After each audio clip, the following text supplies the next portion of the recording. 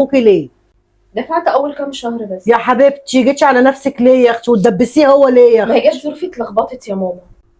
ما انا يا ماما دفعت المقدم ودفعت اول كام شهر. لا وهو مش من حقه يجيب لك تاني يا ماما، طالما انت عمايلك سودا كده.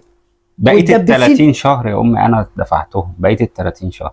انا كان حالي مظبوط وكانت الدنيا ماشيه معايا. ما انت معاك يا نور، ما تدفع لي، ايه المشكله؟ انا حالي دلوقتي غير الاول والله يا اسماء.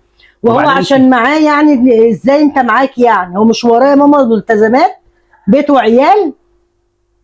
لما انت يا حبيبتي مش قد الحاجه ما تجيبيش وابني ما يتدبسش. ماشي، بس انا المره دي هدفع يا نور. انا ما جربش في 40 50 الف يا امي. لا مش يا حمل كده. منين ياما يجيب لك ابني من 50 60 الف؟